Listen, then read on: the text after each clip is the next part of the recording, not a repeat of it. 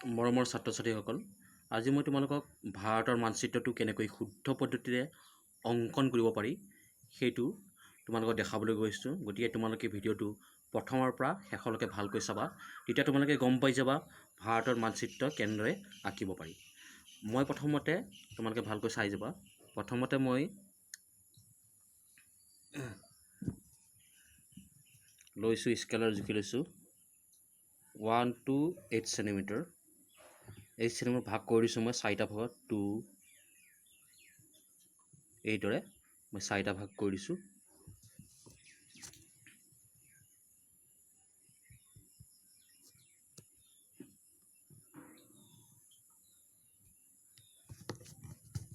এতিয়া মই এইকেইটা লগ লগাই দিছোঁ।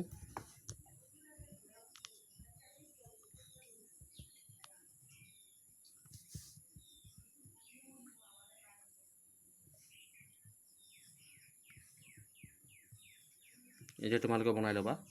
ইয়াৰ পিছত ইয়াতো মই 8 চেণ্টিমিটাৰ লৈছোঁ। 8 চেণ্টিমিটাৰ 8 চেণ্টিমিটাৰ এটা ঘৰ, তাৰমানে 2 চেণ্টিমিটাৰ এটা আমি ওপৰত থৈ দিছোঁ। এইটো 2 চেণ্টিমিটাৰ, বাকী 6 চেণ্টিমিটাৰ তলত, তাৰমানে এইটো 8 চেণ্টিমিটাৰ হ'ল।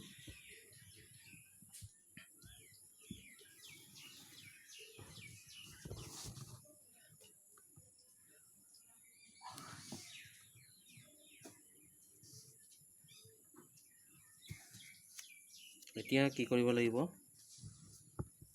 আমি ওপৰৰ পৰা তল এইটো মিলাই দিছোঁ, কণা দুটা কণা আমি মিলাই দিছোঁ।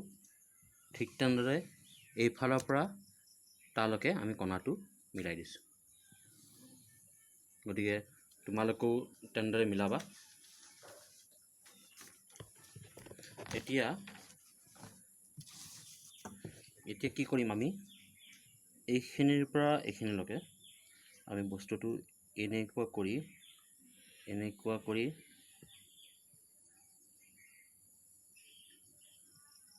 এনে তোমালোকে কৰি দিবা,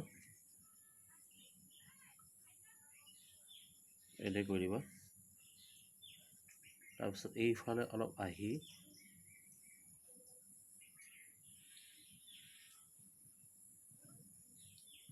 এইখিনিতে এনেকুৱা কৰি দিবা। কৰাৰ পিছত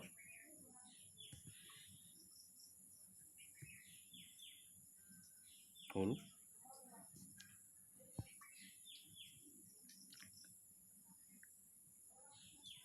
তাৰপিছত এইফালৰ পৰা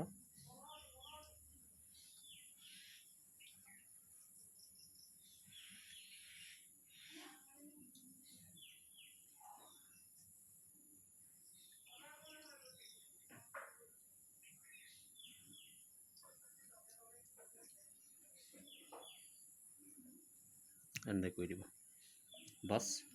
তাৰপিছত আমি এইটো ছাইডত কি কৰিম, এইটো ছাইডত আমি কি কৰিম, এই বস্তুটো এনেকুৱা আহিব। অহাৰ পিছত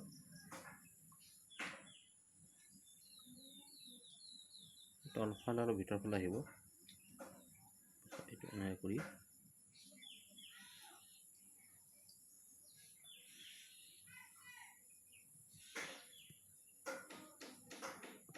এই বস্তুটো এনেকুৱা হ'ব। অলপ ভুল হৈছে এইটো।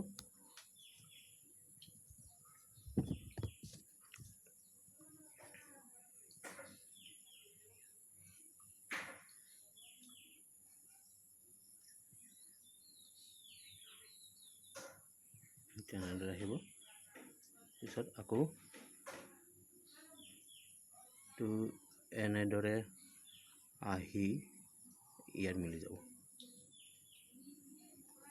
হৈছে। ঠিক তেনেদৰে আমি এইফালৰ পৰাটো মিলাই যাম।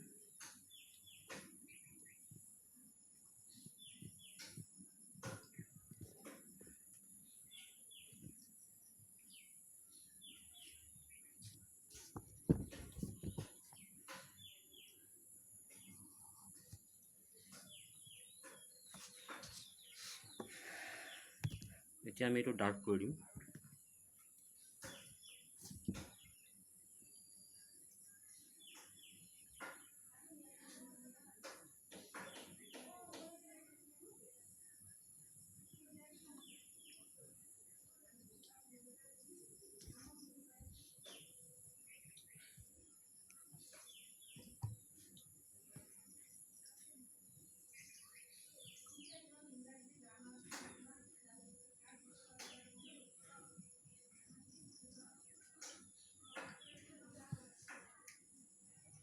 এনেদৰে কৰি তোমালোকে এনেকৈ কৰি দিব।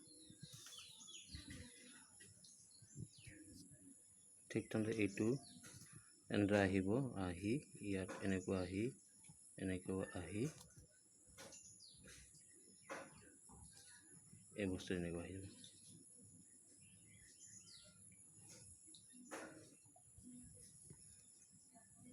গতিকে ভাৰতৰ মেপটো হৈ গ'ল। তোমালোকেও এনেদৰে ভাৰতৰ মেপটো আঁকিবলৈ যত্ন কৰিবা। এতিয়া মই গোটেই দাগবোৰ মুচি দিছোঁ, কাঠ পেঞ্চিলৰ দাগবোৰ।